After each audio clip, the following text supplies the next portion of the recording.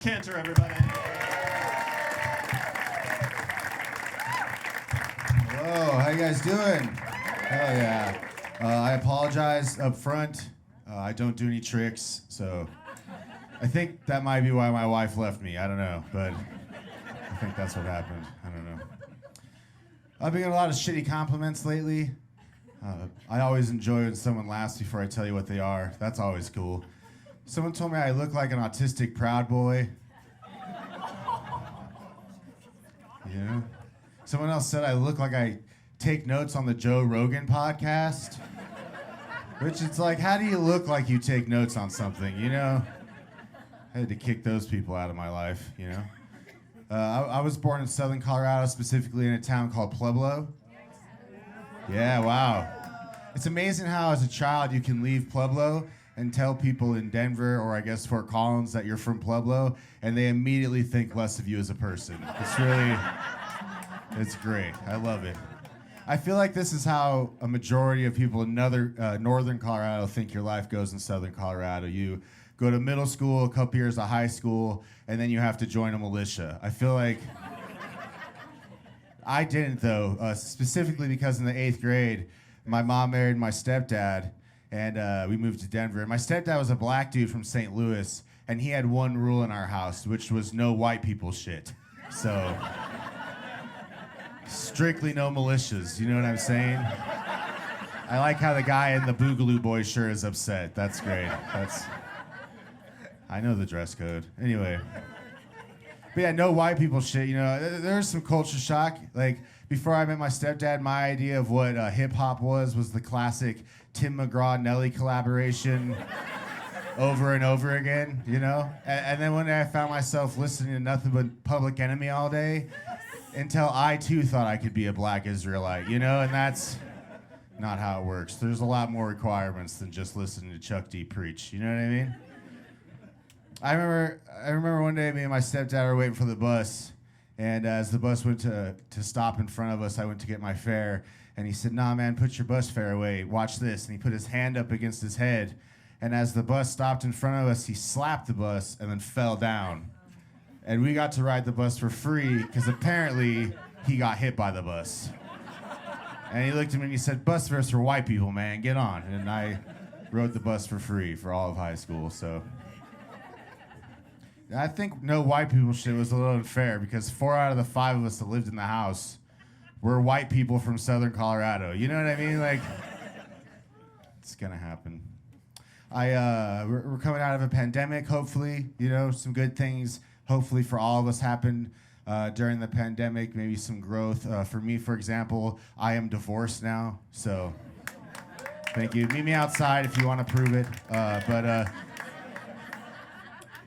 There's nothing like an Airbnb in the middle of nowhere and a weekend without your kids and a quarter of mushrooms to let you know that this is not the person for you, you know?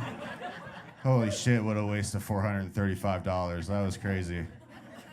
But there's always signs in every relationship, you know what I mean? I think for us, it was the sign outside of the Chili's where I proposed. I think maybe that's where it started. But it was her favorite restaurant, you know? I thought I was being romantic, but... it's fine. We have 2 kids. My 9-year-old son, he's technically my stepson, but I've been raising him since he was 6 months old. So I like to call him my rescue. So. He's a good kid. And then we also have my 3-year-old daughter. My 3-year-old daughter, she's been learning how to talk. Obviously, she's 3. That's what happens. But she's had trouble with GNR sounds, and she likes to pretend that she's a horse, so she'll gallop around the house. And then she'll stop to eat or graze, you may say.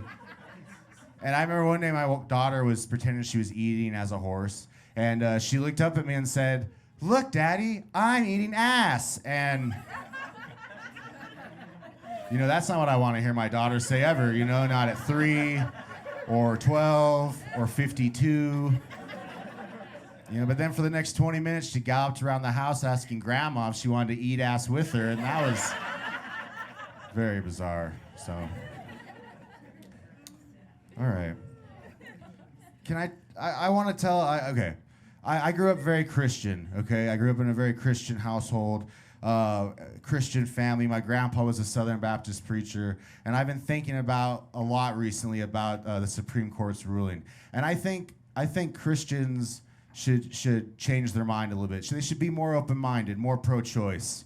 And this is why. If you're a Christian, you believe that if a baby dies in the womb or not, it goes to heaven. You know what I mean? So fuck it. It's just a vacuum straight to heaven. Just, it's like microwaved evangelism. Set it to 3 minutes and 16 seconds, and it's over. That should be the new Planned Parenthood logo. You know what I mean? Planned Parenthood. Send them to God. That's... And then, if you do that, more Christians will get abortions, and less non-Christians will get abortions because they don't want their children in heaven, So, anyway, that's how you fix that problem.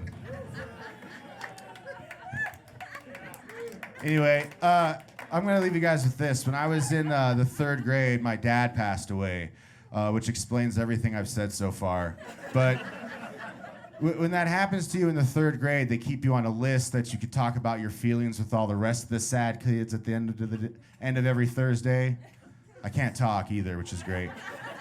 And then at the end of the session, they play Slipknot for no reason. It's very weird.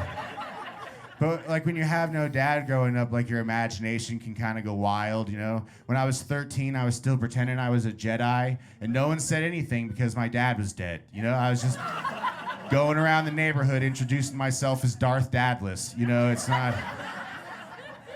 But I think the highlight of my dad passing away, besides my dad passing away, was at his funeral, my stepmom showed up in her wedding dress.